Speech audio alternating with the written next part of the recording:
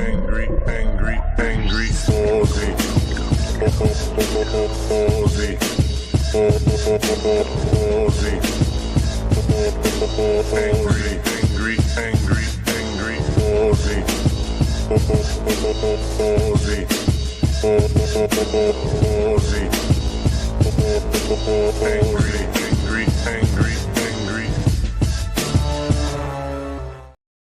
Alrighty, what is it? Sunday night. Oh, I am deep in that time of year where I have to remind myself multiple times what day of the week it is and what the hell is happening. I'm just finishing something on my phone. And okay, there's no one watching, so that's okay.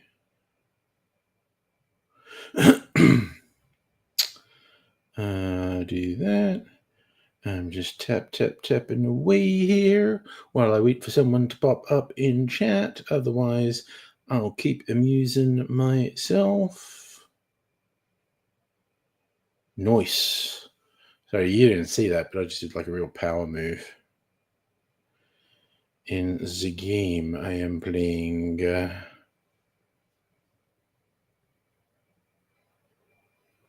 Oof, is this a good idea? Maybe?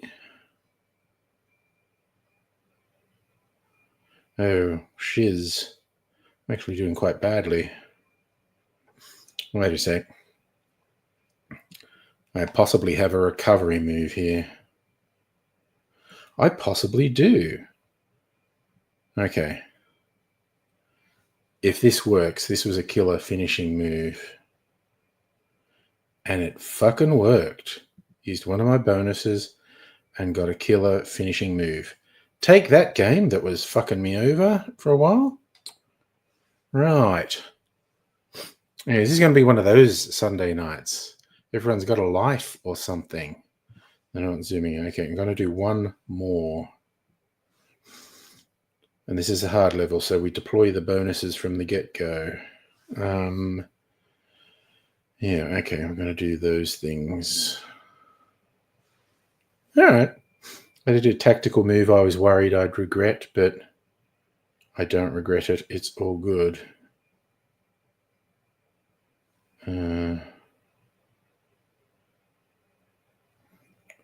Oops, that's a move we want. Doing this. What is going on here? Okay.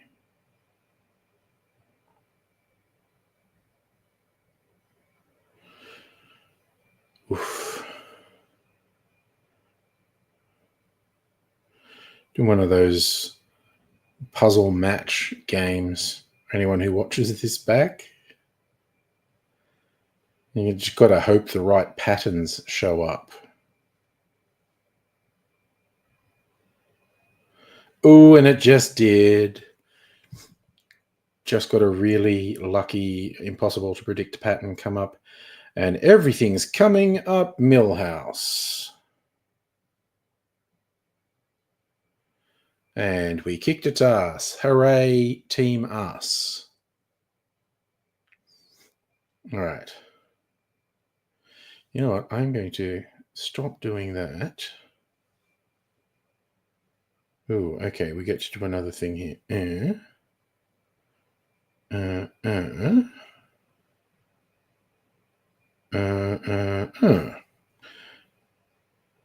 Damn. Okay. Putting it away. Oh, wait. No, something popped up. What the hell was that? Continue. Oh, damn. Just like threw some bonuses. In Santa Barbara. What is the weather like in Santa Barbara? In what I guess is the middle of winter. I feel like it's one of those places that has a reputation of being moderate in winter. Like people are in places where in the US or even just North America where it's really cold in winter, they get amazed by Southern California winters, how mild they are. What am I going to do? I think I'm going to make an old-fashioned. It is very moderate, which is not bad for the middle of winter. Okay. I'm going to do this. And I'm going to make it with a nice rye whiskey because I'm trying to use this bottle up because there's not much left in it.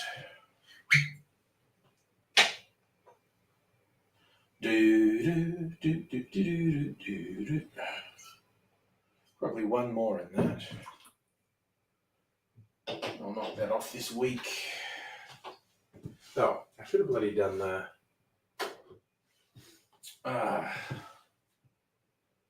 sugar syrup first, but that's okay. Let's do this.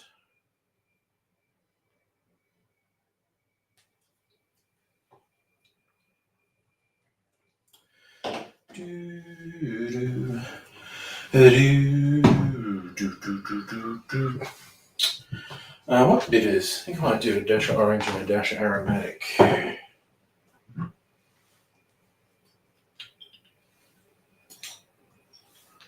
Orange and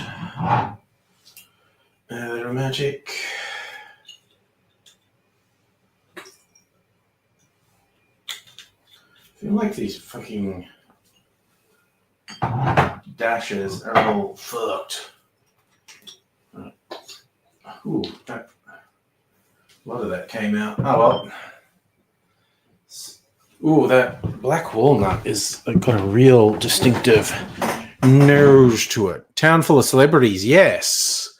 That's where here, Santa Barbara. Rich people have houses there. Get me a nice bit of peel. Because that's the way, I like it. Do I want to trim that pith off? Maybe. See what I can do here. Worried that bring in too much bitterness. Okay. Friggin' knife is letting me down in ways it usually doesn't. Maybe that's a message about the pith. Prince Harry lives in Santa Barbara. There you go. And after Saint Barbara. What is Barbara the patron saint of? Home for the elderly. What a day. Woke up at 3:30 in the a.m. to the cat wanting to go outside. Take her out and can hear water running in the pipes. You know, I was like, can hear someone having a shower. I get the vibe. There's something happening in the pipe works.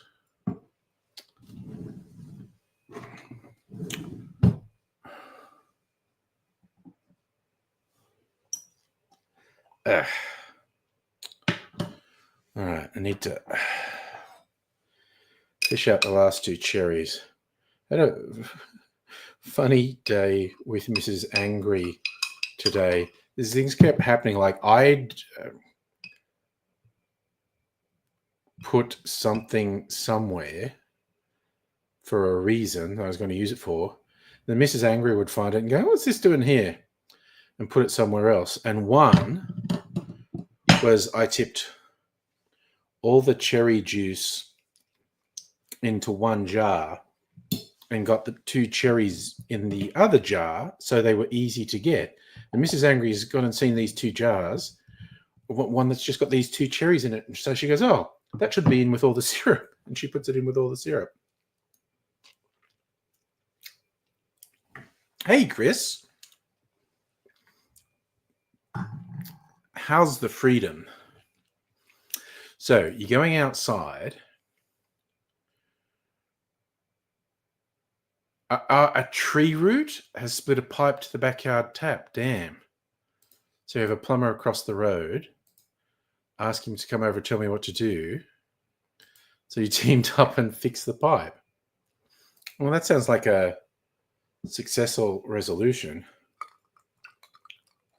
It's definitely a thing with pipes getting broken by tree roots. Wow, you gave him a bottle of Nova. That's some genuine appreciation right there. All right. Stir, stir, stir. It's old-fashioned happening.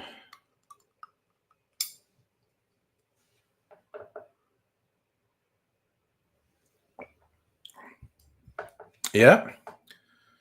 2 watches in the States. Definitely maximum freedom. The freedom is good. We're doing maximum freedom tonight. That's nice. Everyone's starting to roll in for maximum freedom night. Which honestly fits in with my theme for the night. Freedom Day for the Irish people, at least the people in the Republic of Ireland. We've still got the British bullshit of Northern Ireland, which shouldn't be a thing, but colonizers gonna colonize.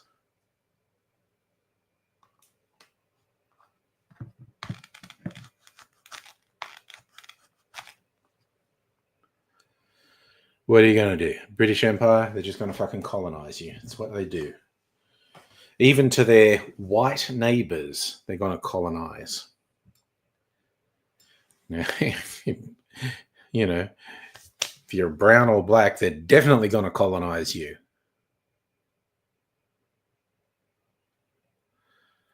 But that's the running joke with Chris, Home for the Elderly. Whenever he's on, it brings up the freedom, American Eagle and all that. It's a thing we say. You know, the fact that the US might be turning to Gilead, the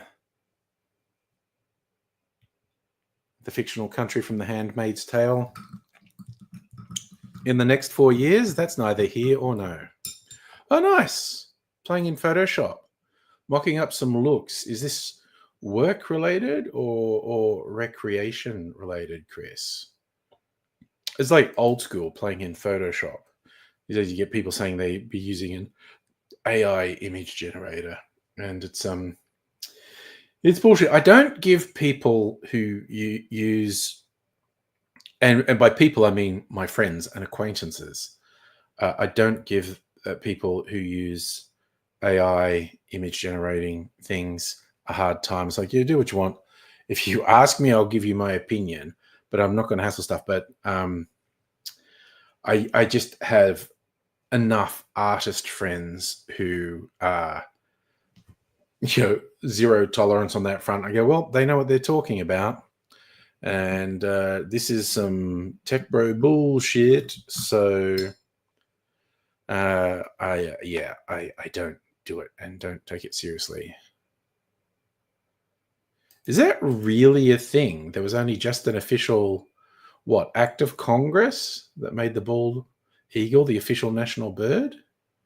Because everyone always assumed it always was. Not always, but, for a while.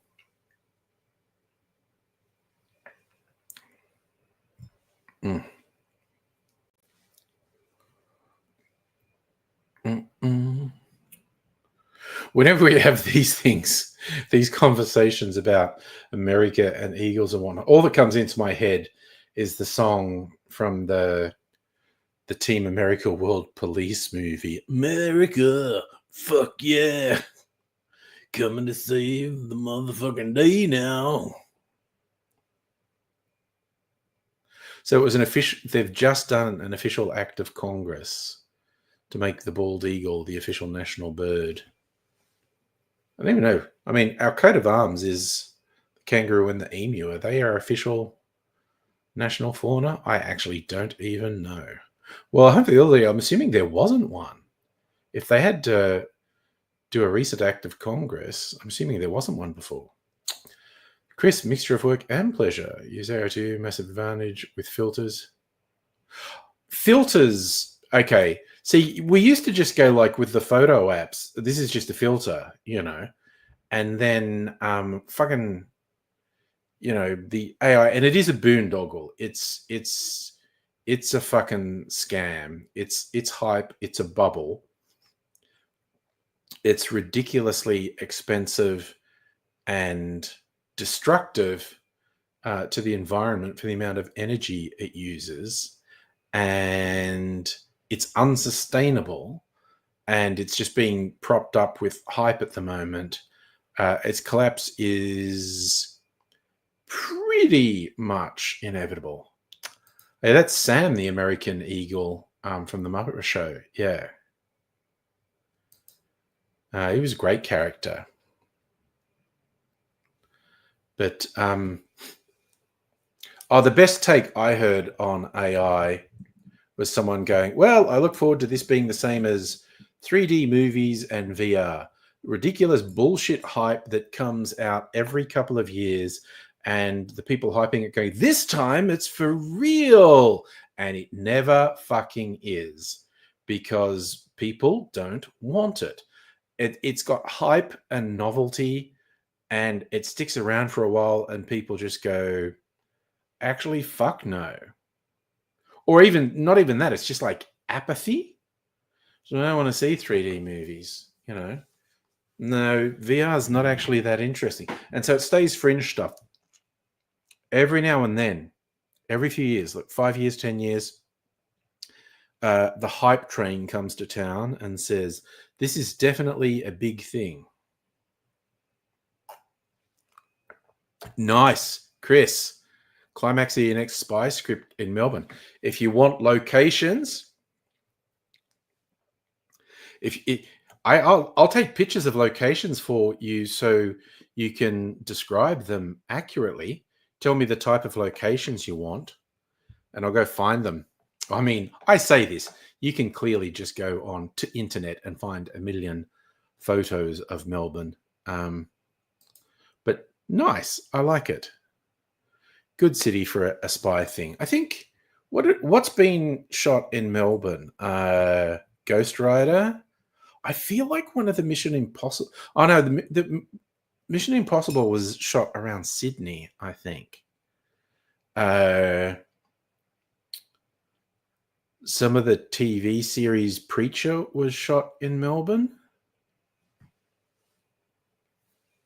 Oh God, I saw this film trailer today and I posted it on Discord.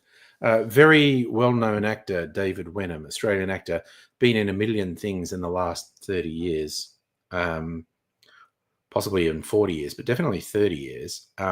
He's in the Lord of the Rings. He was Faramir in the Lord of the Rings. And he's playing this dodgy character. And I'm watching this trailer going, holy shit, this guy is channeling AIDSy. This is AIDSy all over. Why were 3D movies everything? Because tech bros said they should be. Someone said, here's this technology. I don't make films, but I'm deciding this is the next big thing. We can charge people more money for it, and we convince cinemas to spend a fortune on the projection equipment, and then it fucking dies.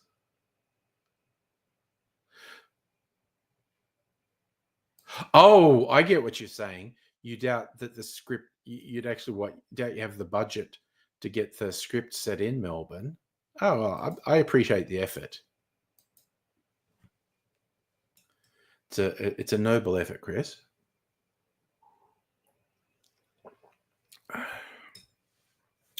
That is super yummy. You reckon Avatar is why they had 3D movies? I mean, maybe. But it's bullshit. I still have time for fucking IMAX movies. I tell you what, I don't do it that often. The last one I did it for was A24's Civil War. Just the impact of the screen the size of an apartment block is full on. I saw most of the last Star Wars movies in IMAX. I think I saw Dune Part 1 in IMAX. I've only watched Dune Part 2 on my TV. Which, compared to the TVs of my youth, is a friggin' IMAX. Would I see the new Superman in IMAX? Almost definitely not. That is another one that I'll just wait till it's free on streaming or whatever. So MI2 was all over Australia. There you go. And of course, famously, bits of the Matrix, the original Matrix, was shot in Sydney. Saw a movie at the Las Vegas Sphere. What was the movie and what was the experience like? That is the Sphere is a pretty amazing bit of technology, not going to lie.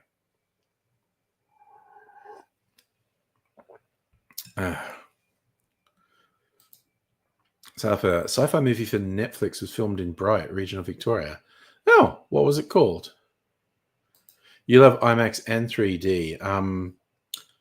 Never fully got into 3D. I do love IMAX though. It's friggin' wild. Just an absurdly large screen. And there's one bit in Civil War, and it was going because that's the other thing. The sound system in IMAX tends to be really over the top. And there's one bit in the Civil War movie where it's really quiet. And I'm sitting there with this quiet scene going, this is going to lead to a smash cut of really fucking loud shooting and explosions. Sure enough, it did. You're settling into this really quiet scene, then it's like, bam, gunfire. And in IMAX, it's just a fucking blast of sound. So your Sphere movie is about humanity leaving Earth. So it was literally something created to take advantage of the Sphere's technology. So it wasn't a movie as such. It was a bit of entertainment designed to use the Sphere's technology, which sounds like quite a time.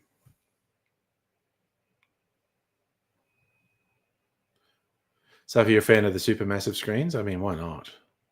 That's actually, I was going to ask that too. How much did the experience of seeing the movie in the Sphere set you back? Because they've had concerts there that were freakishly expensive.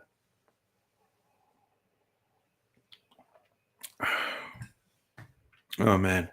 So the whole thing is start the stream with really nice old-fashioned, and my brain just goes, yeah, you probably should make some more fucking old-fashioned. So no, I want a bit of variety in my evening. Hey, Heine, how you doing? I don't even know if you're joking there, Home for the Elderly, MI2, mostly in Broken Hill. There was all that stuff around the coast and around Sydney. Oh, your dad paid for the Sphere. Okay, fair enough. All right, glad you're doing well, Heine. Good to see you, man.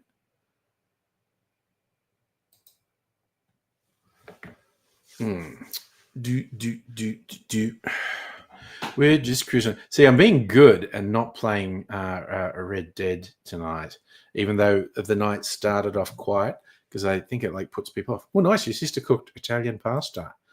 I had baked camembert with really yummy crusty bread, sourdough baguette. Extremely unhealthy. You saw a David Copperfield play. Okay. So you're talking about the magician? Magician.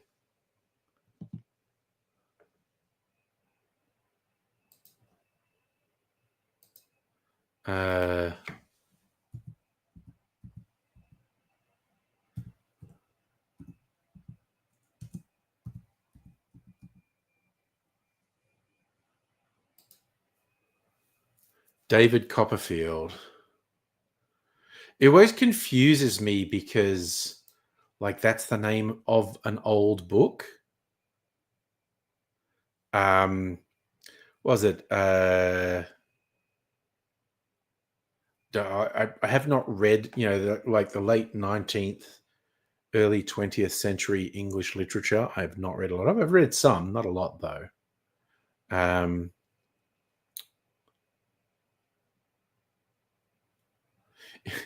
Remember 96 Falcon ELs in Mission Impossible 2, yeah.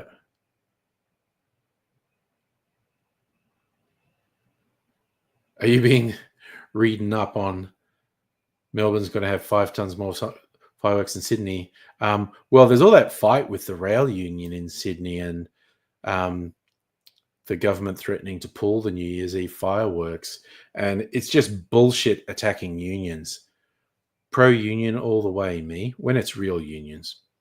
All right, so the cops in MI2 drive 96 Falcon ELs, do they? Okay. Actually, because, I drive a Holden, not a classic one, but certainly Holden ceased to exist a couple of years after I got my car.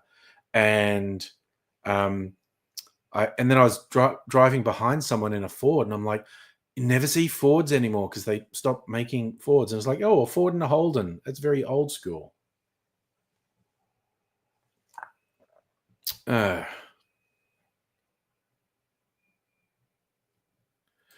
bourbon cream at Uncle Dan's. Nice. Have you tried it? I tell you, the number one fantastic whiskey cream liqueur that beats everything, and it's not even fucking close. I've got one of their whiskeys there, but I've got the. Oh god, now I want to get it out. The Helios Road cream liqueur is just the fucking tits. Yes, yeah, I do remember we had a discussion about bourbon cream one time. All right, Justin, what did you put on Discord? Let me look on Discord. Get it. Now I want to go and get some of this things. All right. So you went and saw a David Copperfield thing. I'm just looking at the pictures.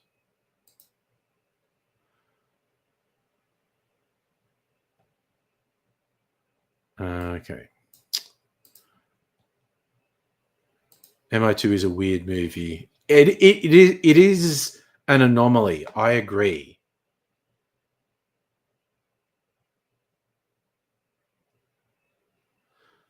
All right, so because we talked about bourbon cream, and fuck yeah, I got to get that. Got to feel it. Now, it made me want to go out because I haven't actually tasted the Helios Road cream liqueur for ages. Sitting in the fridge. All right, so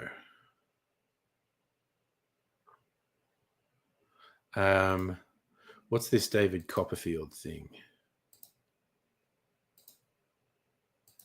What's this look? Okay, this doesn't look legible. Can I zoom? So zoom. Okay. So what is this? Thank you for coming to the show. Wish was sent at the beginning of the show.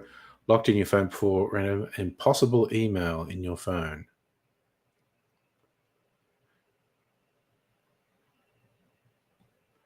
Okay.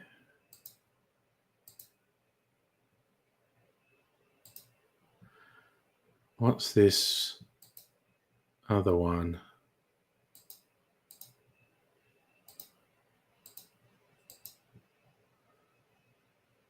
You selected winning lottery numbers.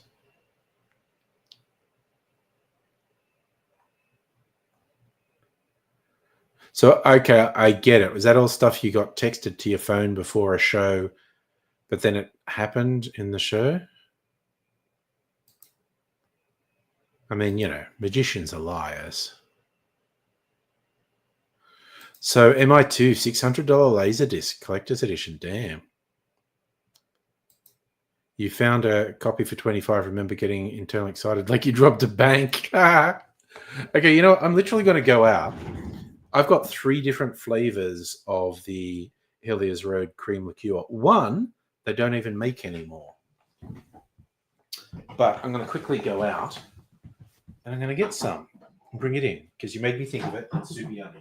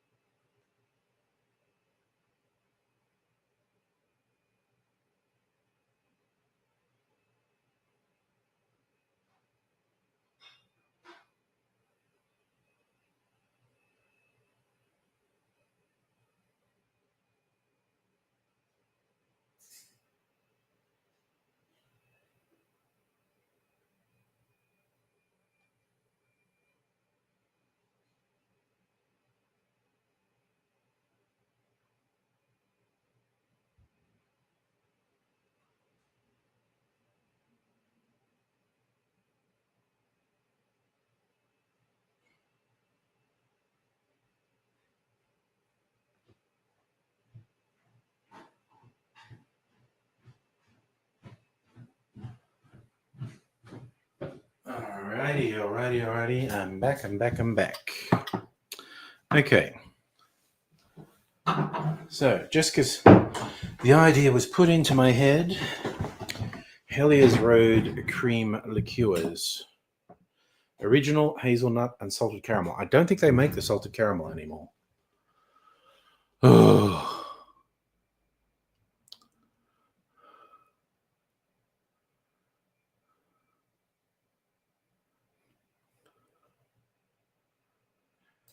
Yes, no, I guess that's what that was. The email was sent before the show, but there are a number of ways to do it. But yeah, anyway, so Helia's Road Original, which is easy to get. You get this at Dan's.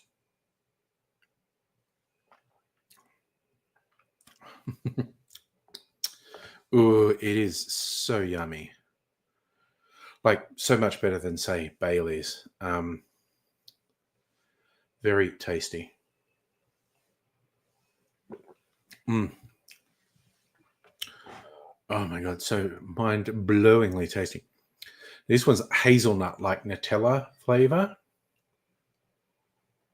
And it's instantly nutty. Like, it's noticeably different to the... Oh my God, it's so fucking yummy. But it's really, really got a really distinct hazelnut flavor in it, which you can only get through the Helia's Road website, I think. Actually, I could check.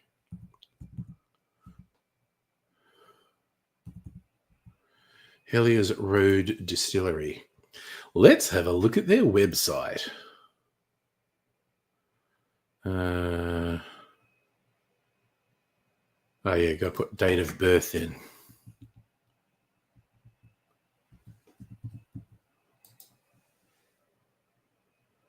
Okay, so shop.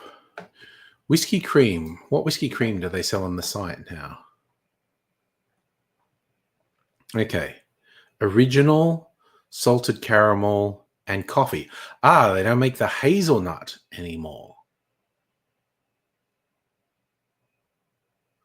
But you can get original, salted caramel, and coffee whiskey cream. Of course, I'm not getting coffee because I don't like coffee as a flavor. Salted caramel is my favorite. Oh my God, it's so sweet. It's so fucking yummy. Salted caramel is definitely my favorite. Unpaid ad, $44 a bottle on the website. Oh my God, that's so fucking tasty. I feel like I haven't had that in forever. It's been a very long time since I've tasted it. To me, Tipperary, I have had that Tipperary cream liqueur, actually, and remember being pretty good. Doesn't hold a candle to Helia's Road, but is also a lot cheaper. I keep it in the fridge, just because it's got that cream element in it. Once it's open, it might have a high enough alcohol content that you don't need to, but it doesn't take up much room, so I keep it in the fridge.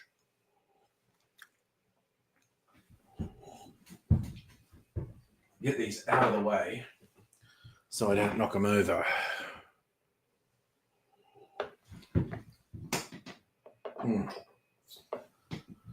Ooh, because I'm mighty clumsy. Yeah, it probably isn't necessary. But also, then you don't have to pour it over ice and dilute it if it's in the fridge and it's chilled. So I just keep it in the fridge as a precaution. Oh, yeah, no, that Tipperary is Irish whiskey.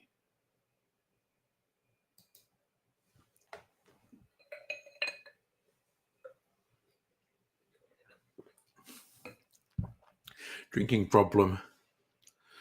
Bit much water came out there.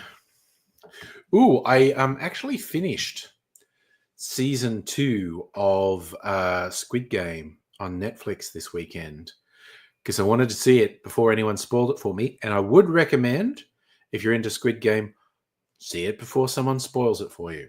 I think it's pretty gosh darn good, because it's like, oh, well, can you do something different to, keep me interested in it? I think they've done a good job with it. So, yeah, I think like if you're at all interested in Squid Game, you won't want it to be spoiled. And I think there's probably a really limited time before you stumble across a spoiler. So I am glad I watched it before I got any spoilers. Like even the mildest spoiler, I would have been less than happy if I had even a really mild spoiler. But I had like no spoilers, so I didn't know what was going to happen, what the context was going to be, and I quite enjoyed it. So yes, I binged 7 episodes this weekend. And of course, it's not for everyone. Yeah. New shows on Plex: Dexter, The Regime, Secret Level, Black Doves, No Good Deed. I think I can see all of those for free. If it wasn't for Squid Game, I definitely would have been watching Secret Level this weekend. For those who don't know, Secret Level is an animation anthology inspired by a whole range of video games. So it's little animated short movies inspired by video games. What are you thinking? Like spoiler-free review of Dexter Original Sin. Are you liking it? There you go. Yes. I thought that's what you're referring to. At Home for the Elderly.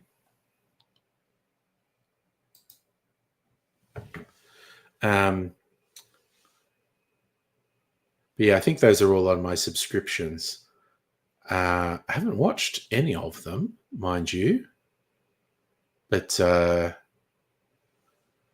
I'm probably going to. I kept trying to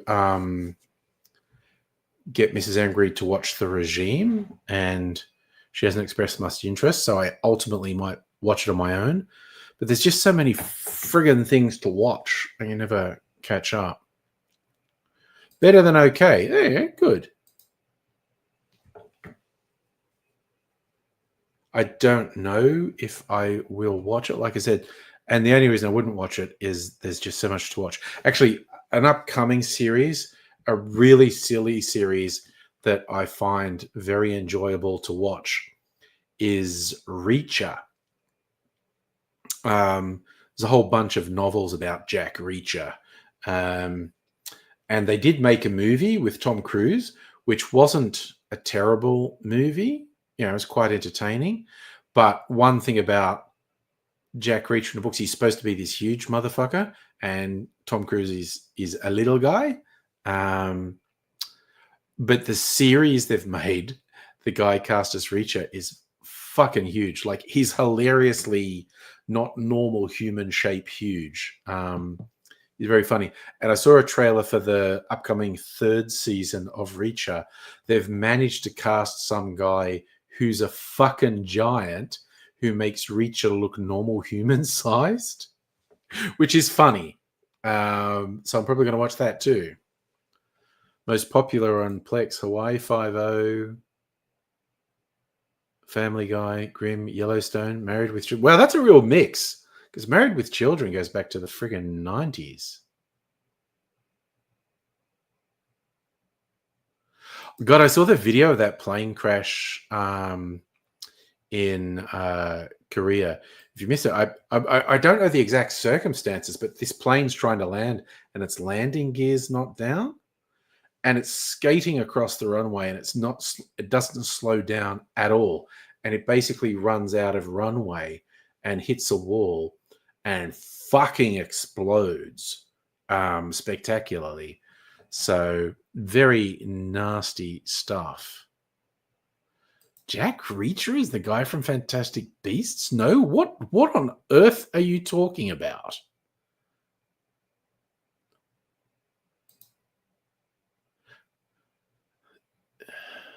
The Tom Cruise Reacher movie, I think, is quite good.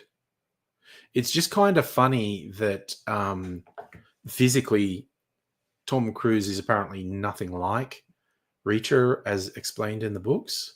Hey, Brian, thank you for those positive Christmas wishes. I hope you have been having a good time too.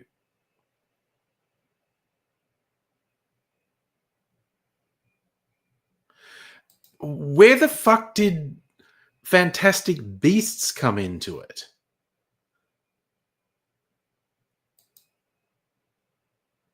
I cannot think of any connection between the Jack Reacher TV show and Fantastic Beasts. Okay, confession, I really liked the first Fantastic Beasts movie. I thought it was really good. And I went, got outside the whole Harry Potter thing, but put a thing in that world. I really like it. This is actually pretty good. And then I watched the second one and go, wow, this fucking sucks. Like the dip in quality between the first and second one was just incredible. Like I genuinely liked the first one. And the second one's like, this is just fucking stupid. What the fuck is this shit? And I think there was even a third one. It's like, damn.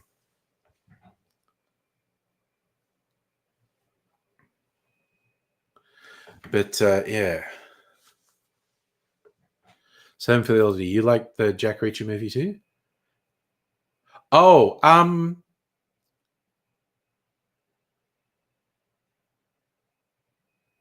is Edge of Tomorrow Live, Die, Repeat? Because there's another sci-fi one he did that's pretty good. But I particularly like Edge of Tomorrow.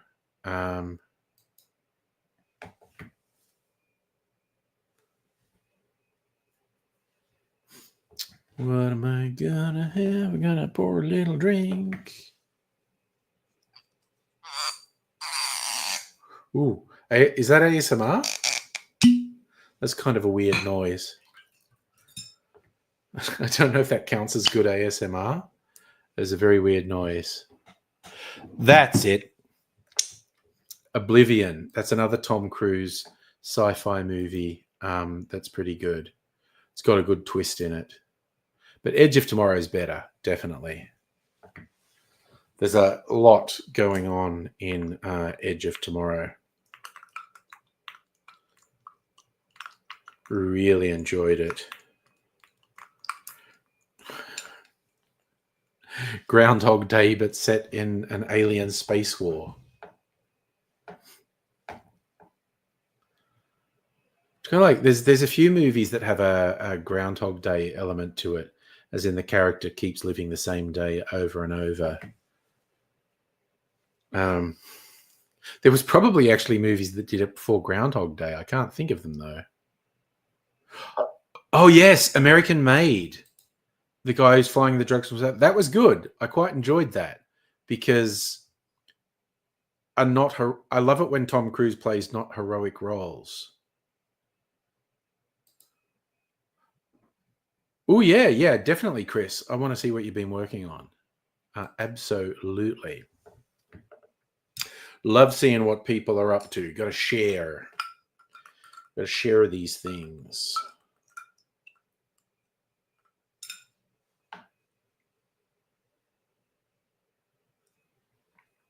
Oh, that's so fucking yum. Okay, what are we? It's not on the Discord yet.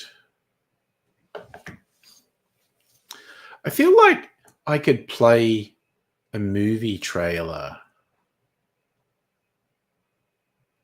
and not get pinged for content matching because I really want to play the one I put on the Discord called Spit for a movie that's coming out. Okay, I just realized how stupid it was to say for a movie that's coming out next year because it's the 29th of December. Of course it's coming. Well, if it's not already out, it's coming out next year. I didn't even mean to be saying the douchey thing about, oh, see you next year. But yeah, I swear to God, David Wenham in this trailer is channeling Aidsy. He is, but he's channeling Aidsy playing a character. Yes, that's another one. Palm Springs. I really enjoyed that. Palm Springs with Andy Samberg. That's a Groundhog Day thing going on there.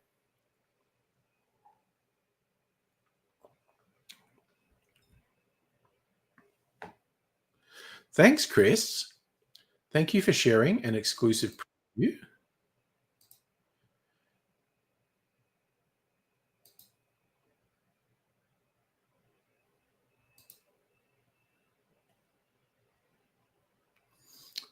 Okay, so this is Chris's detective thing. Where are we?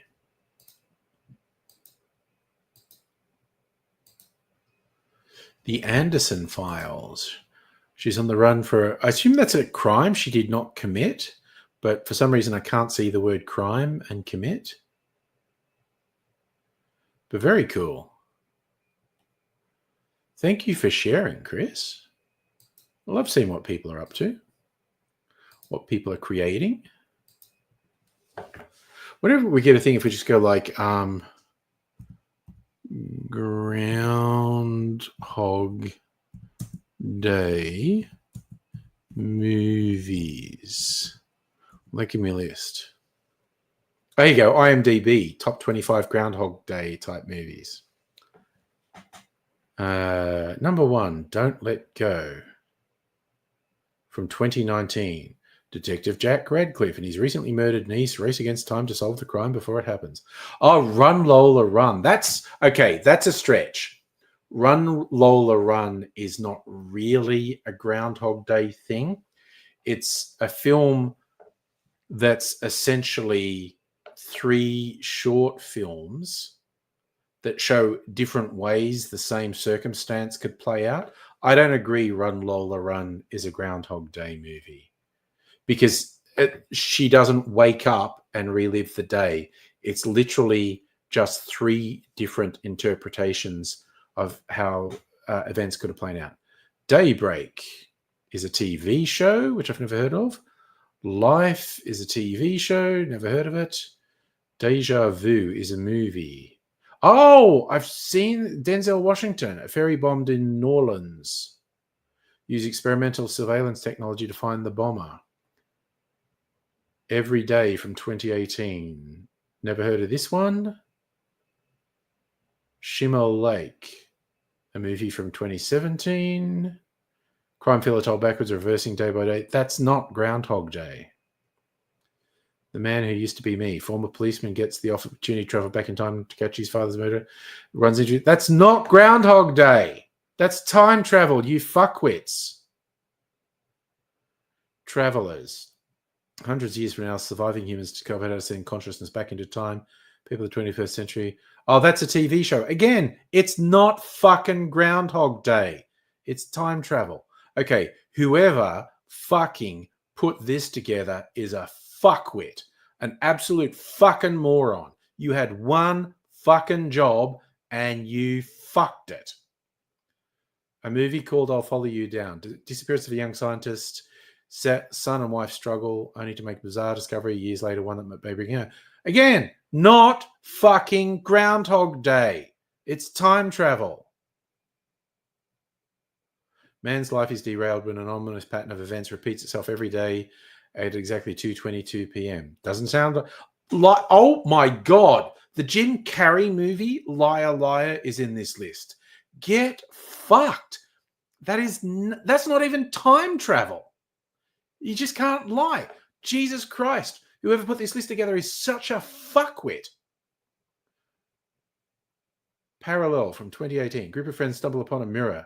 Serves as a portal to a multiverse. Discover that importing knowledge from their side to better their lives is dangerous. Again, doesn't fucking sound like Groundhog Day to me. Edge of Tomorrow. I'll give you Edge of Tomorrow. Also, its alternate name, Live, Die, Repeat. For all time, never. 12 Monkeys is not Groundhog Day. It's fucking time travel. Jesus fucking Christ. They're saying something Star Trek The Next Generation. No, maybe they do have Groundhog Days in Star Trek things. I don't know. Repeat. Tomorrow Man. Life is something like it. Volition. I'm just looking at this list, and this person's a fucking moron. Swear to God. Again, they're literally just going, time travel is Groundhog Day. No, it fucking isn't. You fucking idiots. Jesus fucking Christ. Doesn't have Happy Death Day. Boss Level was really funny. Palm Springs. It's such a shithouse list. It's like some fuckwit's gone, oh, Groundhog Day, he does the same thing over and over.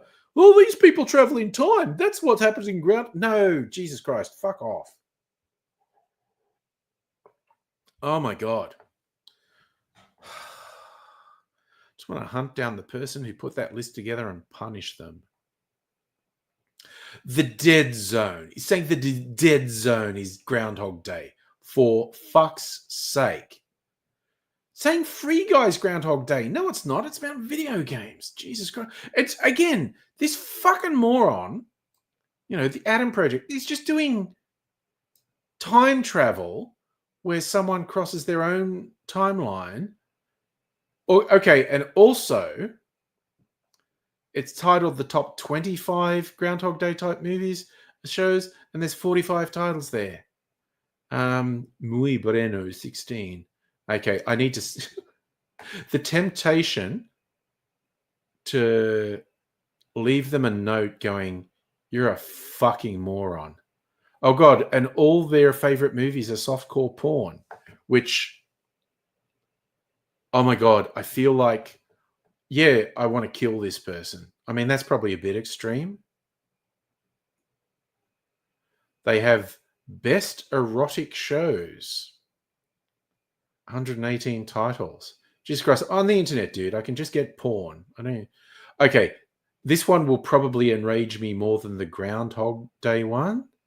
Lord of the Rings type titles. I'll go through this until I'm too enraged to do it. Okay, number 1, Babylon 5. I am already too enraged to keep going. What in the ever-loving fuck does Sci-Fi Babylon 5 have to do with Lord of the Rings? Then Pirates of the Caribbean. Mortal Engines. Did he just put Mortal Engines in it because Peter Jackson directed it? Great Wall. Oh, now there's a couple that technically own, like Dungeons and Dragons or Krull. But then Sci-Fi Hawk the Slayers. Oh, this person's a fucking moron. Seriously. I'm on the verge of hiring a contract. I'm on the verge... I am on the verge of sending Pat after them. That's how much this person enrages me. Oh, I thought he directed Mortal Engines. Okay, but he was behind getting it made. Yeah, this person has enraged me so much. I'm thinking of sending Pat after them.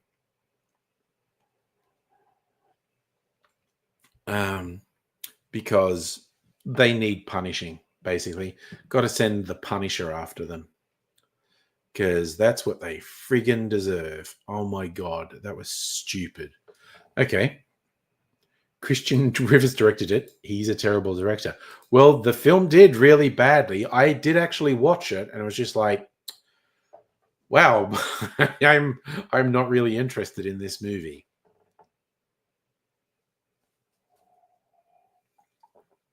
Apparently it's based on a book and the book's reasonably popular. I don't know.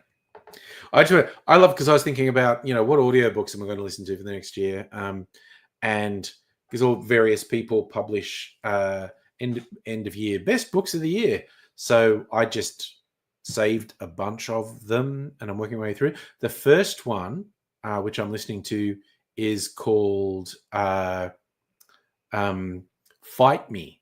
And it's like superheroes. It's a world where metahumans exist and also magic and fairies and aliens. So it's a comic book world. And it's following this group who were a teen superhero squad and they broke up and a couple of them went supervillain and it's them 20 years later. I'm quite enjoying it so far. I get what you're saying there, Chris. Being able to just get a movie done, is he? Whereas Home for the Elderly thinks directing a movie is easy. Yeah. Oh no, I'm actually more in your camp, Chris. But I get where Home for the Elderly is coming from. In as much as bad directors do bad jobs, but I also get I'm much more in your camp, Chris. Getting a film made, mind-blowingly difficult undertaking. And being a good director is very hard. And being a good director who consistently does it.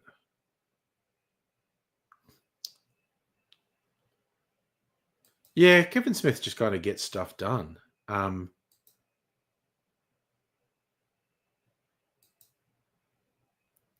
Gets stuff done on no... I see, okay. You think his directing's boring? Well, again, I think we have different views on that, and that's fine. How we experience art and entertainment is a subjective thing. I don't watch enough. Well, he hasn't made enough films for me to have a really strong opinion about him, I don't think.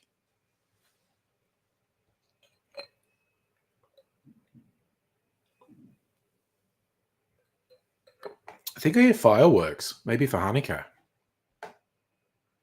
Chris, you love Kevin Smith. Curious, amazing. Yeah, apparently he's very good at making movies for cheap. Yeah, I can definitely hear fireworks, which I'm assuming is for Hanukkah. All right, I gonna make myself a highball with some raspberry and blueberry.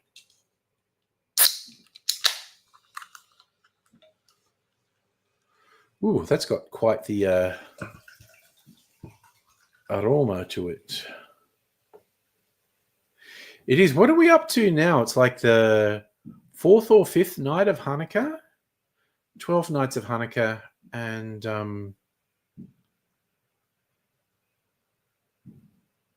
oh, did you like Red State? I liked Red State. Oh, look, okay. I like Clerks, and if it was anything but an American film, I'd call it Clarks. But he's American, so he gets to call it Clerks.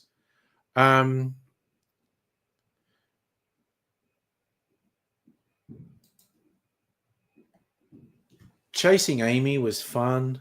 I think you're looking at things quite differently to how I do.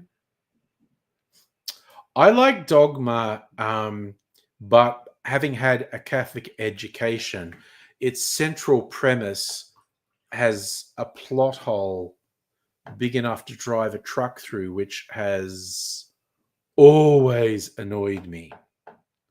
What's the Catholic plot hole, you ask, Angry? Well, Kevin Smith, as someone who went to Catholic school, knows that he has this plot. There's no way he doesn't know he has this plot hole in the movie.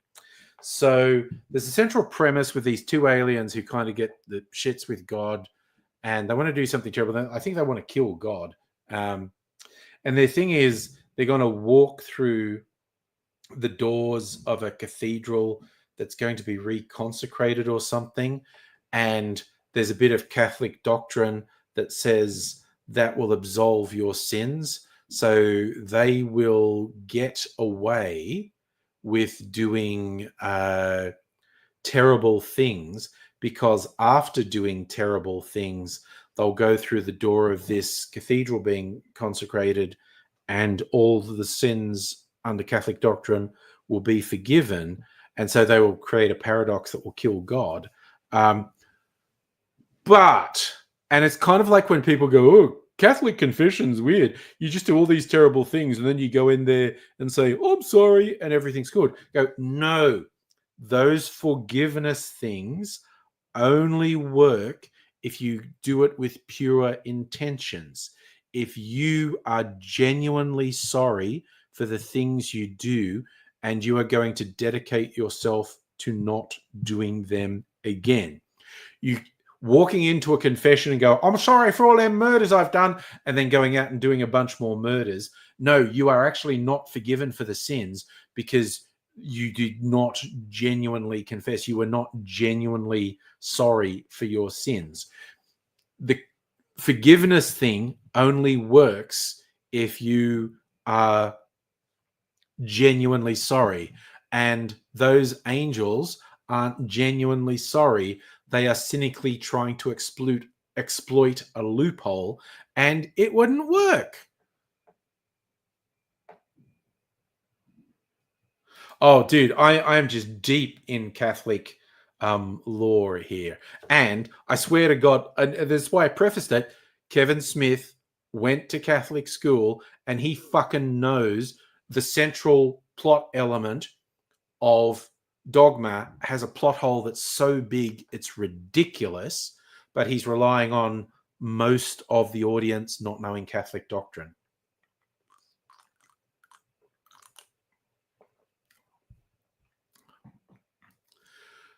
I have the oddity putting the legendary directors there, but also the whole auteur thing can go down a rabbit hole because, like, was it the French in the mid 20th century came up with the auteur idea that the director is the author of the film, but you know, a million other people are required to make a film good. And there's no doubting the really good directors have a vision that comes through clearly most of the time. Chris, was the best Portland chase scene done by Jane Frankenheimer in The Hunted, an early 2000s film. There you go. Yeah, no, I did. I absolutely did say your point. And that's the thing. I legit completely get where you're going from. But I guess my counterpoint would be I am not all when I watch a film, I am not always focused on, you know, the auteur vision. It's like, to me, it's just, well, does it come together? Is it structurally sound? Are the performances good? Is it edited well?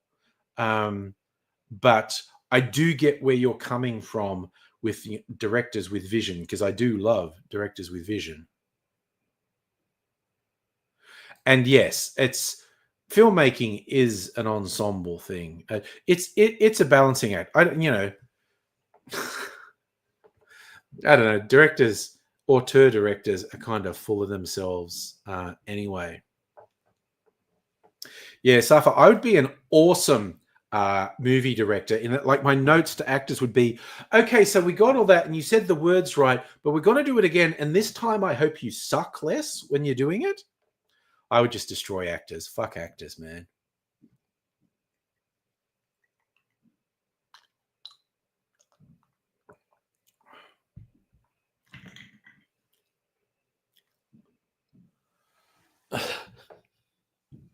So I'm just kind of remembering Australian comedian Jim Jeffries having a whole routine about how much actors suck and they're the least talented people in the entertainment industry, and comedians are ranked higher than actors, which I think he knows is a joke because actors are revered very highly and comedians just aren't. But the proof of his argument is going like, you know, they give awards for best actors, and they have given the award for best actor in the world to a 12-year-old kid. And quite frankly, if the best person at your job in the world is a 12-year-old kid, your job is shit. Wow, the file, I don't know that my microphone's going to pick it up, but the microphones are really going off. So you kept your original script, becomes its own thing. Yeah, no. The amount of quality that a good actor can put in is amazing. It was a very funny joke. It genuinely was. And it's like, because his whole premise is obviously completely wrong.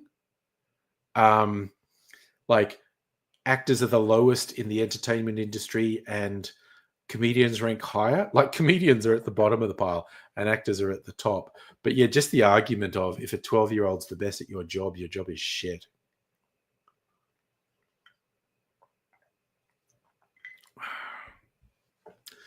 Yeah, I think if the microphone's picking it up, it's going to be very subtle, just little pops and crackles, because it's actually fairly quiet to me.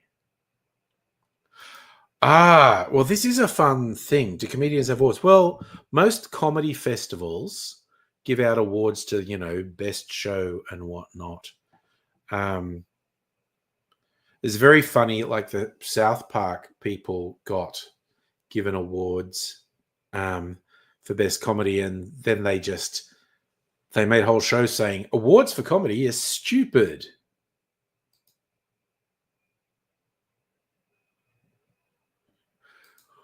Well, this is the fun thing, and I'm not telling you anything you don't know, Home for the Elderly, but the job of producer is so ambiguous. In extremely broad terms, a producer is the person who does all the deals to get things done.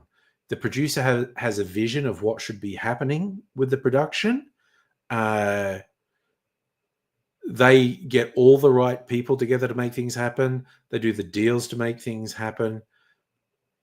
They tend to not be overly hands-on. Now, particularly in the streaming era, people have invented a title for a series called showrunner, which is essentially the producer. But it's someone who has like an overarching vision for what should happen in these things and does the deal to get it done. Sorry, what were you talking? Oh, sorry, being on air at a radio station. Oh my God, producers on radio stations, they're extremely important. Well, here's the fun thing, Safa. If you look at all the titles and when you see executive producer, traditionally, the executive producer was the person who got the money to make things happen. And again, this is all blurred and the titles don't mean anything. There's no, like, everyone knows what a director is. Everyone knows what an editor is. Everyone knows what a score composer is. Producer is nebulous. But traditionally, executive producer got the money to make something happen. But they were not hands-on at all. Whereas the producer is hands-on in making things happen.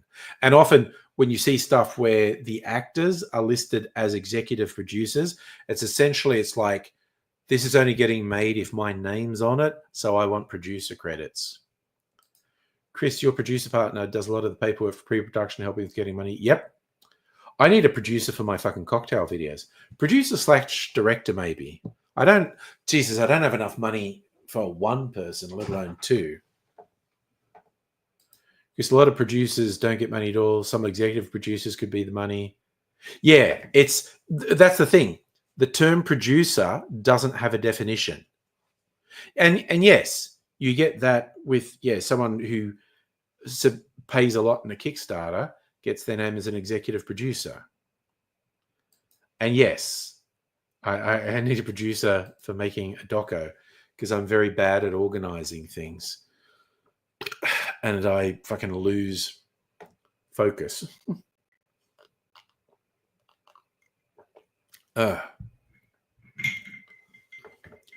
So, and also because just doing it as a one-man show with no budget and trying to remember, I forget shit all the fucking time. Yeah, I'm probably not as deep into the behind-the-scenes stuff as either Home for the Elderly or Chris. Have I drunk water? I'm drinking mineral water at the moment. So, what's this? Raspberry and blueberry mineral water. Oof, God, I've got to remember I'm working tomorrow. Working from home. I'm not going into the office this week. And after this week, I'm on 3 weeks. So I've managed to work it. Like, I'm not going into the office for 5 weeks. So, like, fuck yeah.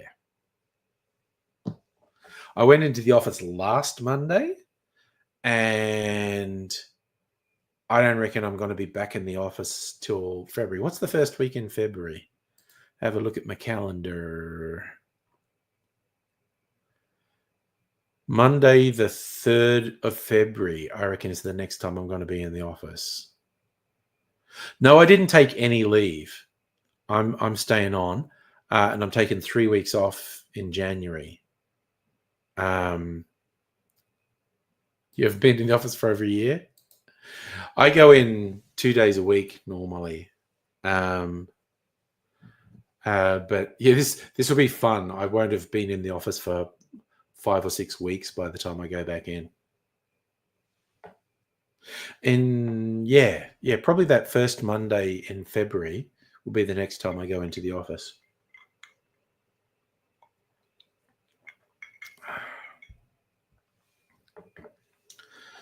So I originally was going to be on leave this coming week, and then Mrs. Angry's work sort of pressured her to still be working. So I want to be on leave at the same time as her. So we changed it, and we're both having 3 weeks leave in January, starting work again the day after the Australia Day public holiday. But I probably won't go into the office that week. I might actually go in on the Tuesday. I'll see what's happening.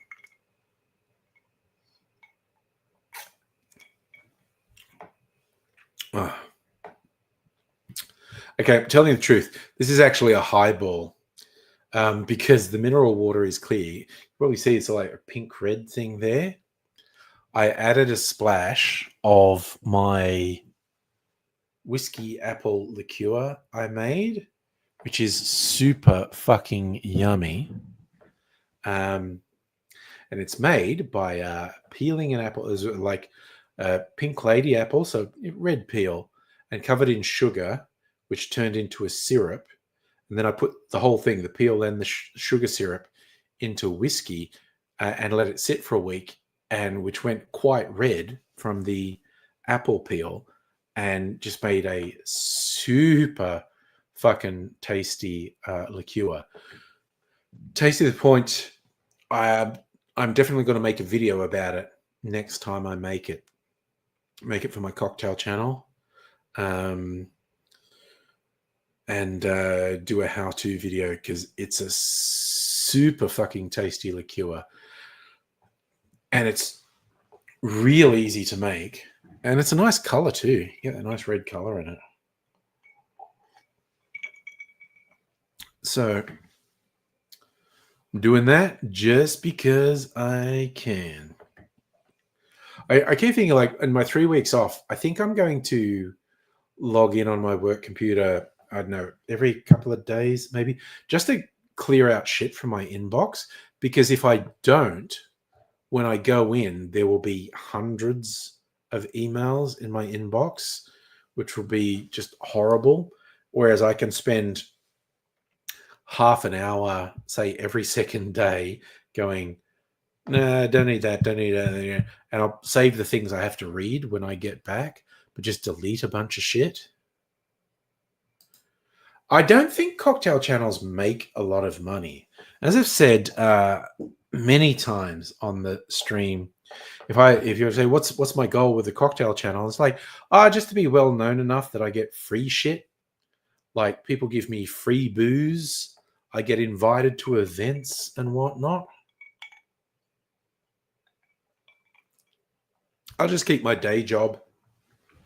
But if my channel grows to the point where I can get free shit, that's a whole thing. Thank you, Home for the Elderly. Also, I am super bad at promotion and being in line with the YouTube algorithm. I've had a few good sort of uplifts in views recently, but I'm very bad at the whole self-promoting and marketing thing. So I'm doing it because it's fun, and the cocktail community is fun, and I like them. I stopped posting stuff to TikTok because I just keep forgetting to, which is stupid because, I can just post stuff to TikTok. I've already made it. I just have to go on TikTok and post it. And I was doing it for a couple of months, and then I just kept forgetting to. I should do it because it's this much effort. So I probably should do it. Maybe I'll do it tomorrow. And look, here's the thing. There are tools that let you post all those things, but those tools then need your password to all those things. And there have been multiple incidents over the years of really big name YouTube channels getting hacked and having spam shit posted to their channels because these platforms have bad security. Like, it was very interesting because like the people didn't lose control of their channel. They were still able to post stuff and they could delete these spam videos, but because this platform that was, making it easy for them had shit security and we're just posting all this scam stuff. It's very damaging for the planets. Pile of CDs, need to get your room back. Would depend on if election night was on a date night or not, Safa. It's a whole thing. Of course, some people have lost their YouTube channels, but that's a different thing. And that's usually because they do the number one bad mistake of having the same password across multiple platforms. And so when one got compromised, scammers tried their luck on YouTube, and in some cases, it worked. I'm talking about a somewhat different thing of these platforms that are making it easy to post things, but they have bad security. So scams and spam get posted on the official accounts of these people, but they don't actually lose control of their accounts.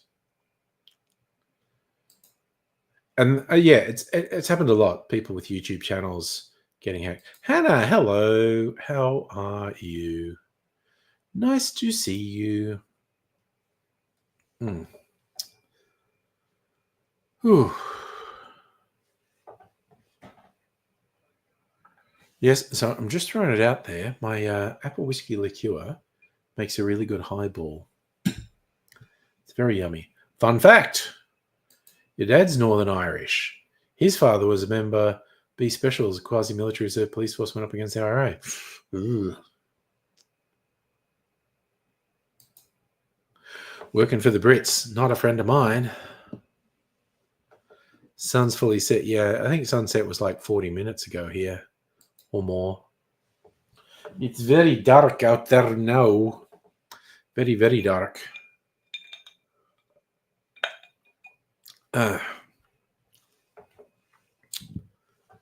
It's a whole thing.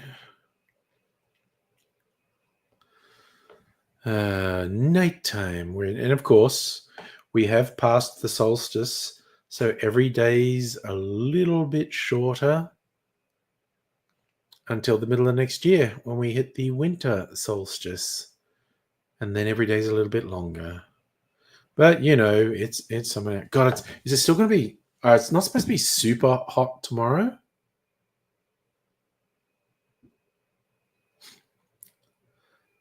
But I'm going to look. Still 20 now. Oh, they've lowered it. They were saying 30. Now it's 28, which is still pretty fucking warm. No rain all week. 28, 26, 24, 23, 20, 37 on Saturday. That's pretty fucking warm, honestly. The B Specials were gangsters fighting for funsies. Well, at least they weren't the black and tans. Personal beef with some of the IRA trying to shoot him. Well, there was a lot of that. There was a lot of that happening. Shootings back and forth. Definitely a lot of that happening. So I tell people, like on St. Patrick's Day, is like, okay, you know what you don't do on St. Patrick's Day? You don't go into a pub, particularly, an Irish pub, and ask them to make either an Irish car bomb, which is like Irish whiskey shot dropped in Guinness, or a black and tan, because those are both incredibly offensive names. I'm sure I don't need to explain why Irish car bomb is fucking offensive. But the black and tans is like if there was such a thing as a Jewish bar, it's the equivalent of going into a Jewish bar and saying, "Can I have a Gestapo cocktail, please?" So when the IRA dude died, your grandfather rode to his funeral with a shotgun over his shoulder. Asked the family to the issues across sectarian lines in Ireland, pretty extreme. This guy attempted shooting the pub dispute over again. Oh yeah, no. And you've actually hit the nail on the head there. That a lot of the problem is weaponized dickheads. Yeah. So but that is pretty much always a problem in any conflict or struggle for independence or war.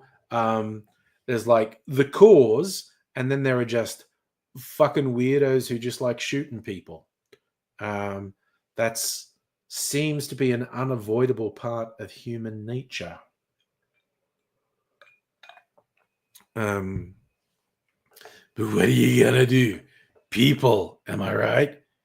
People. Oh, people. What a bunch of bastards. That's that thing. But yes, once you're getting into conflict and freedom and insurrection and colonialism and liberation and independence, shit is going to get dark and nasty. Well, Safa, a wise philosopher once said, "People are strange when you're a stranger." That philosopher was Jim Morrison of the Doors. Sorry. Oh, I'm a descendant from a fucking weirdo. Oh, yeah. I mean, all my belligerence, I'm just going to blame on my Scottish-Irish ancestry. And alcohol was probably a big part of it. You're absolutely right, Hannah. So many of the conflicts happened in pubs. Well, that's a fine response. Don't be a stranger. But, you know, some people you'd prefer if they were strangers. You don't want them in your life. You just made me think of the Hilltop Hoods song from a few years ago, "Leave Me Lonely." It's about, you know, some annoying amped up person getting in your face at a pub or a club or whatever. And you're just like, "No, dude, you're really fucking annoying. Just leave me alone," which is the phrase "leave me lonely." Leave me alone and lonely. It's just like, no, you're too much. Fuck off, you weirdo. It's too stressful to deal with you. I actually want to be strangers with you because you just fucking suck, quite honestly. I was like, yeah, some people just kind of suck, honestly. There's no getting around it. People can be very difficult to deal with.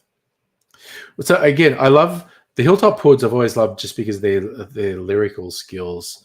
The chorus in "Leave Me Alone," he said to me, "Look, I'm sorry, I'm not myself. I smoked some weed, took some Molly, can't help myself. It's like I bleed, then I'm worried, can't stop myself." And I said, "Please leave me lonely. Leave me alone and lonely." It's like someone just being up in your face and being super fucking annoying, and just like, dude, just go away. Oh yeah, like drunk people putting their arm around you. That's not good. And it's why you've never understood people actively hate other people. Hate plenty of people. Yes, I mean, I just try to get them out of my life, quite honestly. So if you ignore difficult people, yeah, you just need them out of your life. And it's like, dude, I don't know you get it. Yes, drunks are very bad with personal space in general. I know you're civil for as long as you're forced to be in the same space. Yeah, and then you just get away from them. And that's what you got to do.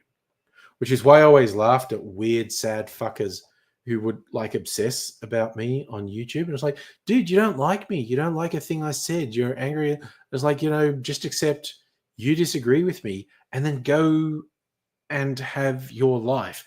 Because it's fucking weird if you obsess about me. Because I don't know who you are. I just do not know who you are. So the best revenge for you would be to go off and lead a happy life that I'm not part of.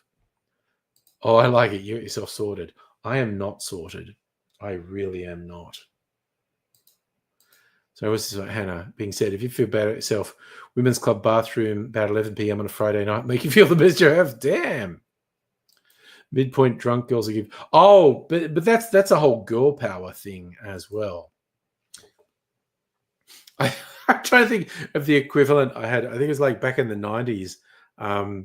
When I was going to raves. And so these are things you're going to be at for anywhere between 6 and 12 hours, depending on the rave. And I remember one in particular, at a certain point, you got to go and take a piss. And so you go and take a piss, and there'll be other guys there taking a piss. And guys, we do it out in the open in the urinals. And then it's like the second time you take a piss and the same person there, you don't say anything because that's just a weird coincidence. But then the third time you go in and the same person's there, and it's just it appears like we're piss buddies for the evening because our bladder filling cycle is just happening and we are both needing to piss at the same time. So it's like we're going to run into each other once an hour while we're taking a piss. So Hannah, with the girls, you leave the bathroom, someone else's dress, new piercing, eyes glued together from poorly glued on fake lashes, but you'll feel amazing about yourself. Nice. Oh, God, the bed. The fucking bed. Yeah. I'll deal with it at some point. It's just a couple of boxes. This is a box of comics. This is a box of CDs. There's another box of CDs over there. If I got rid of the 3 boxes, there wouldn't be that much. Oh, God, these are a bunch of Celtic Kings letters, which I just need to fucking throw out. You love making friends in the same P cycle. Magical little check-in night. Yeah. Well, and again, I don't know, the ladies tend to hang out in the ladies' room, but with guys, it's different because, if you're pissing at a urinal, you just end up like, oh, you were here the last time I pissed. Oh, you're here again. You're just on the same piss cycle. It's a whole thing. But again, I have not done that in for fucking ever. Because I am old now and don't do that. Even fucking Friday night, where I didn't even stay on stream till midnight and I didn't drink that much. I had a couple of drinks. And I wasn't hungover on Saturday, but I was a little bit tired. And I did distinctly notice, because I had an extra sleep in this morning that I didn't necessarily need, but I got up and I was not tired at all today. And I was like, I feel a lot more vital today than I did yesterday. And he saw an Instagram post about a guy trying to figure out if he's meant to stand on the grate or the tiles at the urinal. Oh, yeah. No, you stand on the tiles. You don't stand on the grate. I mean, it doesn't matter if you do, but you stand on the tiles and you piss on the grate.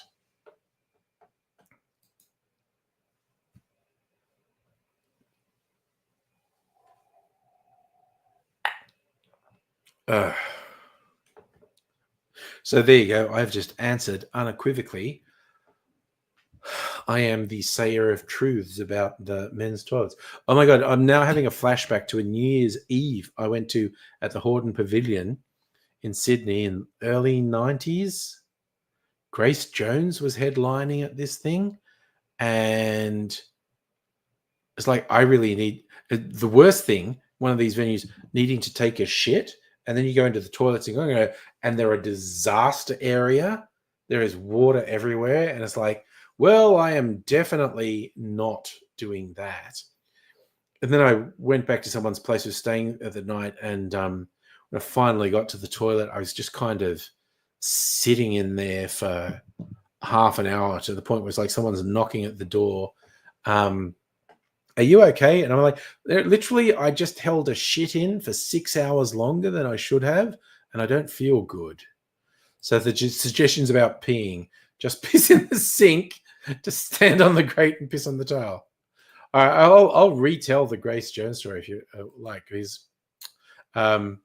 Okay, so Grace Jones was the headliner, and there's a bunch of good acts on during the night, just DJs. Severed Heads were on, who I really enjoy.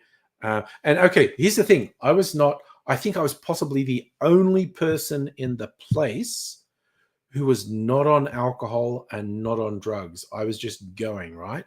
Because at that point in my life, I did occasionally do chemical substances, but I didn't do alcohol. But this night I wasn't. And oh god, really funny thing, I found a pill on the dance floor. It was like a clear capsule with some grey powder in it. Someone had dropped it, and I went, super actually tempting to just neck this and see what effect it has, but I couldn't bring myself to. Like, mystery pill, it's definitely a party drug that someone's dropped on the floor and is probably really upset that they've lost it. And I'm going like, no, I cannot bring myself to neck mystery pill. So I didn't. So this whole night I was not doing the thing. But anyway, so yeah, Grace Jones was on at midnight and disappeared. And in the wee small hours, like 4, 5, 6 a.m., a friend who I was there with just said, hey, everyone's left the VIP room. We can just go up there and sit in a comfortable chair for a while. Do you want to do this? And I said, yes, that actually sounds comfortable. So we went up there, and yeah, no one stopped us going in the VIP room, and we were just chilling. And then we were there, and suddenly fucking Grace Jones reappears, literally riding another woman like a horsey. And it was like, oh, not that I talked to her or anything, but it was kind of fun that it was like, oh, I was in the same room as Grace Jones. It was just like, yeah. It was just a funny little experience. Like, and that was like at 6 a.m. She just fucking reappeared. God knows what she'd been doing for 6 hours, but she was full of fucking life. I tell you that much. So that was fun. Oh yeah, she has amazing presence. Yes, what happens in the VIP room stays in there. Now I just feel compelled to look up how tall is she? Because there's that thing where she was in the movie with Dolph Lundgren, and they looked really good together. Grace Jones. I want her height. She's only 5'10", which is taller than me. But she, 5'10", 1.79 meters. She is imposing to the extent of someone who's like 190 centimeters, like 6'2". She has a presence that's considerably bigger than her actual height. But 5'10" is taller than a lot of women. But she definitely has a presence that's like at least 6'2". Yeah, riding another woman like a horsey makes her 6'4". Yeah, she's Jamaican. Yeah, she's a model, a singer. And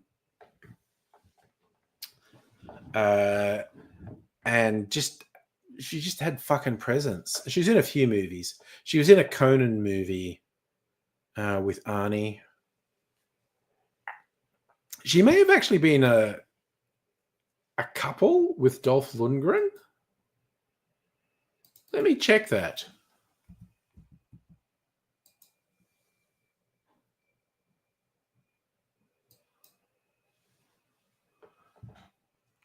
There are lots of pictures of Grace Jones and Dolph Lundgren together.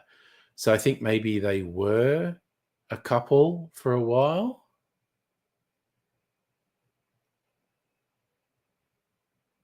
And they look in the 90s, they look really amazing together. They both look like fucking Greek statues, quite honestly. So Conan the Destroyer was the movie she was in, yeah. And she was in a relationship with Rafi. I thought there are so many pictures of them together. And yeah, they both look like fucking Greek sculptures, honestly. You think that's how he got the job in Rocky IV? Grace introduced him to some people? Honestly, he was so good in Rocky IV. I fucking love Ivan Drago. That's such a good character. And he's in what, Creed 2, where his son fights Apollo Creed's son. No, he was in 4. No, 3 was Mr. T. You think you're getting old? We're forgetting shit, mate. No, so okay, there's Rocky, which was with Apollo Creed.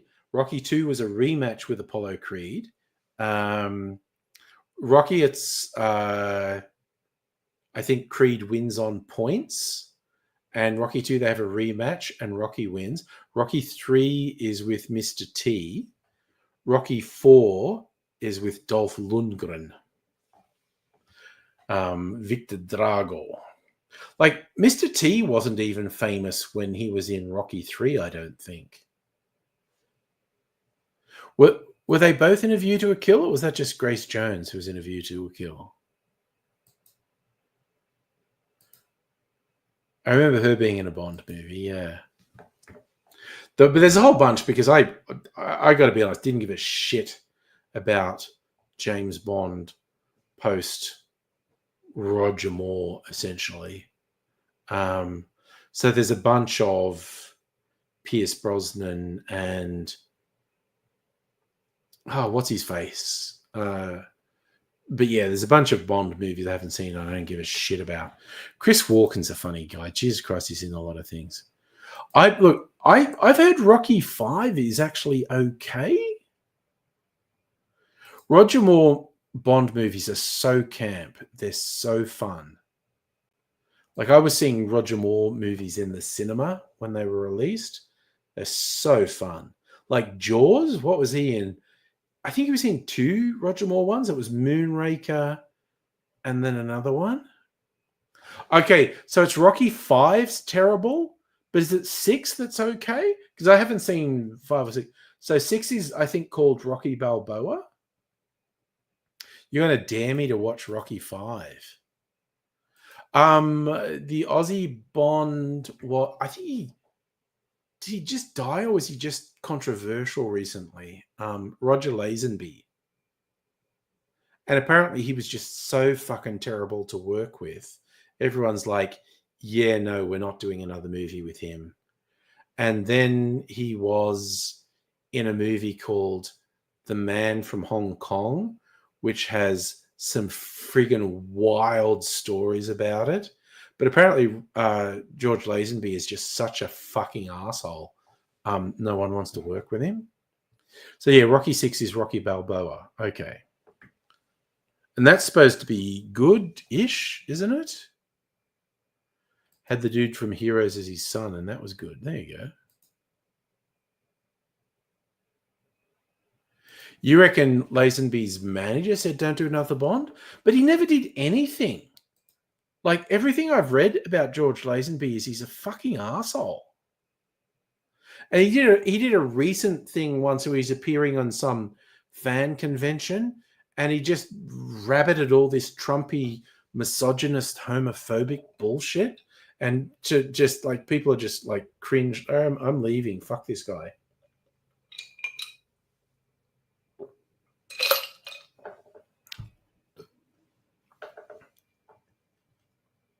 Yeah, he said a Bond movie would boost his career and no one wanted him. Every story I've heard about him is he's an asshole who no one wants to work with.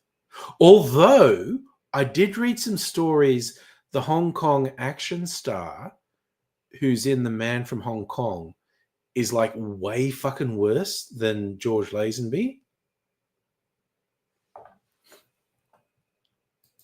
Yeah, by all accounts, and I have seen it. I've actually seen Her Majesty's Secret Service. It is not a bad Bond film.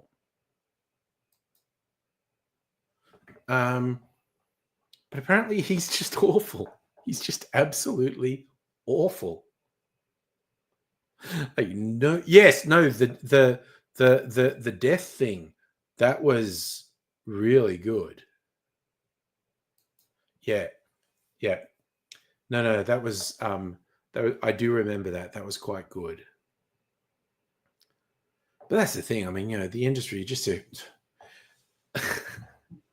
so many stories about people, and this whole thing is like, it's more likely stories about someone being terrible tend to be a bit more accurate than being lauding someone as a hero, which is why I always throw out, don't have heroes, don't idolize people, because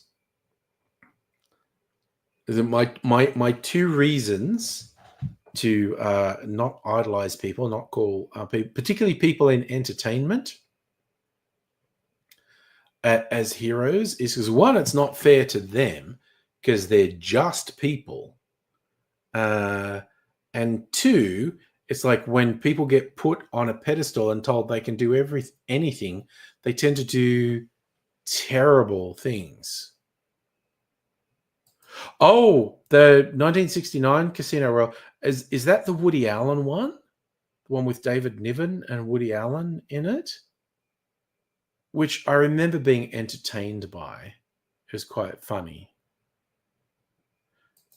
But again, firefighters are people doing a job, Safa, and it's a difficult job and it's an important job. But if you start telling people they're godlike and heroes and whatnot, there is a tendency in humans, this is not universal, but there's a tendency in people to exploit when people elevate them and they do terrible things. Okay, so Peter Sellers was in there? Wasn't David Niven James Bond and Woody Allen was his son? Orson Welles, Jesus Christ. Let's talk about fucked up people for a second. Orson Welles. Like, some people say, oh, is Citizen Kane overhyped? No, Citizen Kane is a fucking incredible film. It's like, for its period, it's a high-end special effects film, basically. Wells is doing some amazing tricks with cinematography. But he was just a famously awful person. Okay, so in that movie, there's multiple James Bonds, maybe 5 James Bonds in the 1969 Casino Royale. So Safa, in 1999, Time placed list 100 worst ideas of the 20th century, Rocky 5. You know what? Okay. And, I will shit talk things I don't like as much as anything. But I am way, way, way less interested in what people think is the worst than what they think is the best. Because I think there's a real danger of falling into traps of acting really superior when you shit talk and say, that's shit, that's overrated. I prefer to hear what people's favorite is, what they think is underrated. I have a lot less interest in hearing what people think is overrated. Wells was, without a doubt, incredibly gifted, but just so difficult to work with. His vision couldn't be carried through in things. My personal favorites, because, he made a couple of good films and then studios wouldn't give him any money to make films because he was really fucking difficult. And he did do acting roles, and he's good in a couple of movies. And he did commercial. There's a video on YouTube of the outtakes of Orson Welles doing a commercial for something in the 70s, and he's clearly fucking drunk off his head. So now I want to look it up. Let's go YouTube.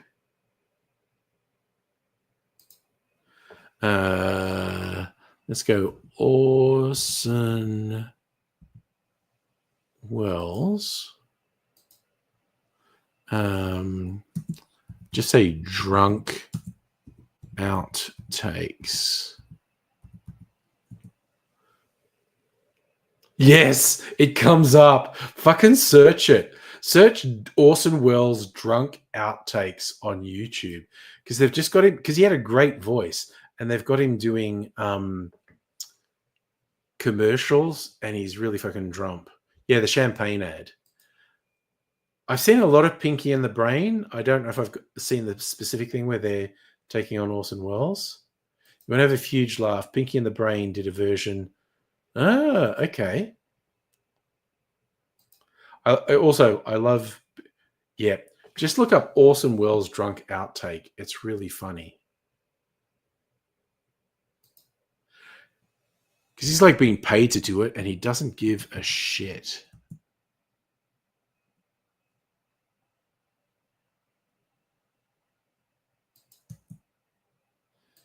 Pinky and the Brain. Yes. Okay. Also, if you search with Pinky and the Brain, it comes up. Oh God. Yeah, Brain, what are we doing today? Same thing we do every day, Pinky. Take over the world. It's a wild and crazy thing. But yeah, I remember reading stories of like Orson Welles is doing something for TV or a commercial because he needs money, and he still is full of attitude. Like he shows up on set and they're about to start and everyone's in place, and Welles would just say something to the director like, "Is that where you're putting the camera? Really?" He's just like undermining the director, because there was pretty much no doubt that Welles was a better director than anyone who was doing some shitty project that he was doing just for the money. But yes, again, not a great person by all accounts. Extremely difficult to get along with. Creative types. What are you going to do? Really? What are you going to do with these goddamn creative types? But yeah.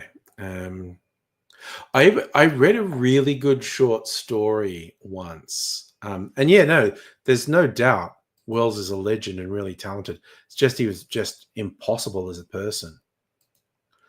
I remember reading a short story, and it was really good, and it was about people from alternate timelines sort of crossing over and saying like, and it's people from the classic movies of the early and mid 20th century. Someone's spiriting them across to a timeline, and they're like, "Hey, I'll give you millions of dollars if you'll come to my timeline and do commercials." And they're like, "Fuck yeah." And like, I think it's Clark Gable is coming back and trying to get Orson Welles to do it, and they're all on a boat, and there's a guy from the alternate timeline, and because he knows, in the main timeline, I think there's an Orson Welles film called The Magnificent Ambersons or something. Anyway, I think it was a film that was never finished because he was just like so notoriously difficult. It never got finished, and this guy from the alternate timeline was obsessed with finishing it, and so he's basically trying to get the raw footage from Welles so he could edit it and have a complete version of the movie.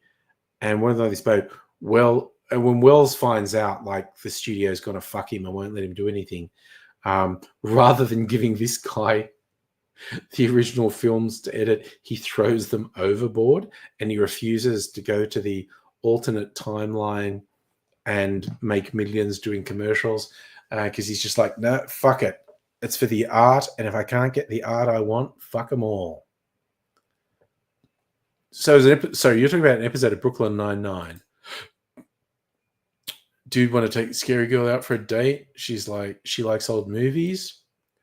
I got tickets to Citizen Kane. She's like, that's crap. Get tickets to something good. Nice. So it turns out today is Sunday. Oh, today's AIDSy Day. There you go. I still feel bad for not knowing that. And I want everyone to commemorate AIDSy Day. I could probably play this on the stream without getting content matched. This is just a trailer for a movie. But I did put it on the Discord.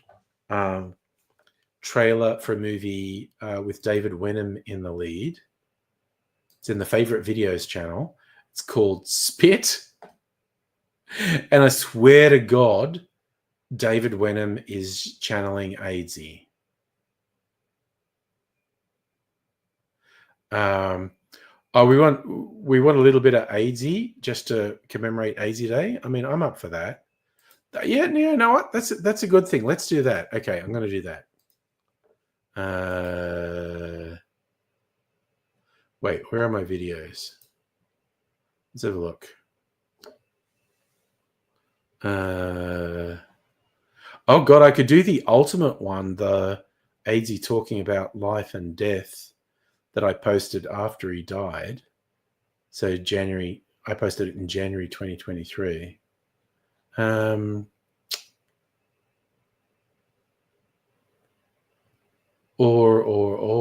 where's it? My channel.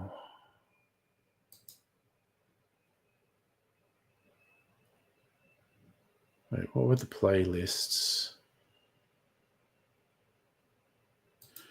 Was it? Oh, wait, no. What's this?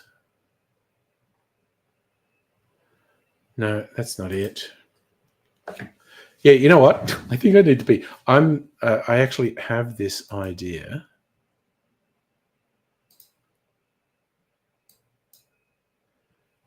I think this is the perfect one to play for AIDSy Day, and I'm going to go pee. You watch Something in the Dirt.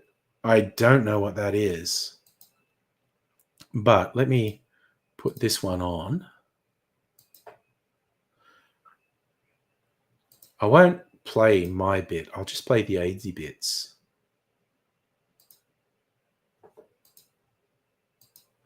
I'm actually going to pee while this is on.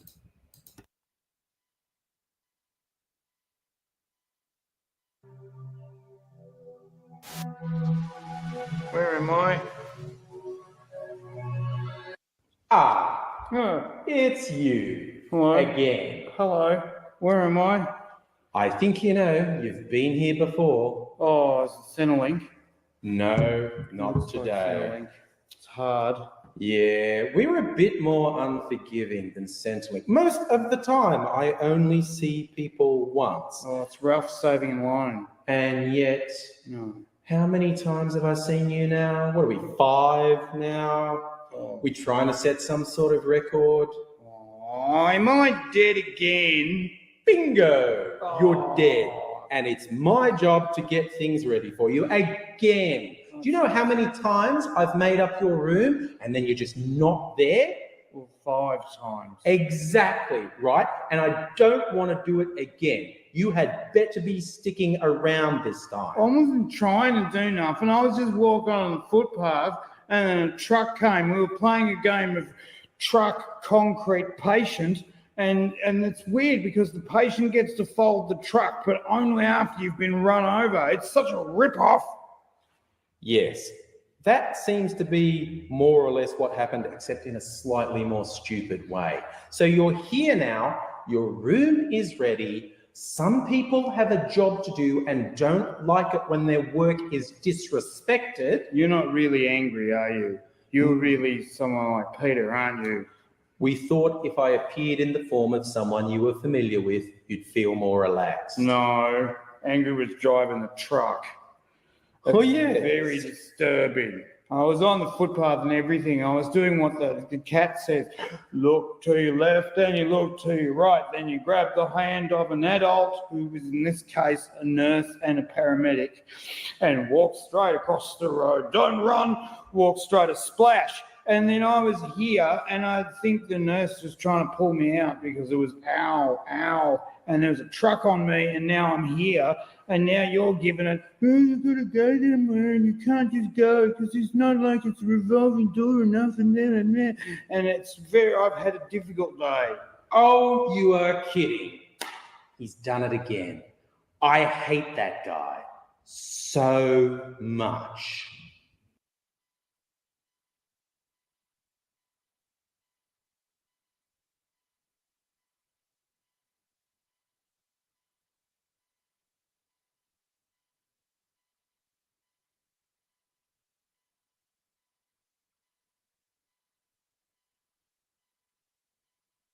Damn it. Damn it, damn it, damn it. Yes, there was a shake weight on the table specifically so people would ask, why is there a shake weight on the table? And yeah, that's the original version of that quite a few years ago. There was a second bit like, you don't really need me doing the talking. But that's on my channel. There's a whole bunch of stuff about AZ talking about life and death as well. That's worth doing. So I need to pour one out for AZ. This one. Do.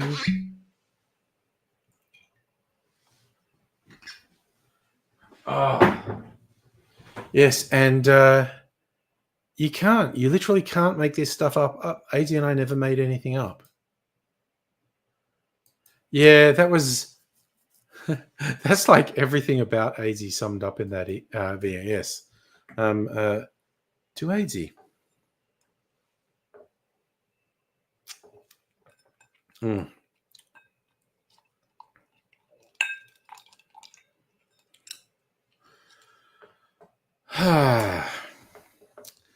It's a funny word. As I said at the time, because he had cheated death so many times and come back so many times, but had such severe health challenges that when he did actually die, it was both really hard to believe and of course it happened.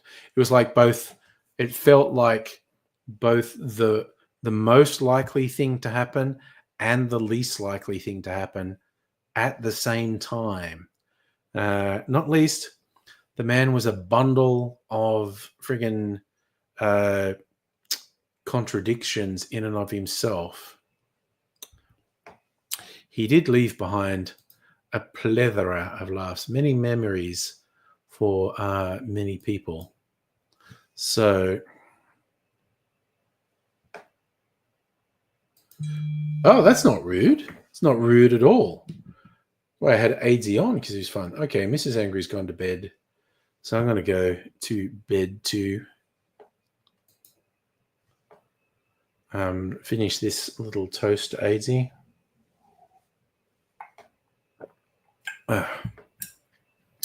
And eat the last 2 cherries from that jar. But nobody panic. I have a backup jar. I always enjoy old person sex. It's fucking awesome, honestly. And I do keep that as a threat for anyone who really annoys me. Stop annoying me, or I'll tell you about old people sex. Spoiler alert, old people have sex.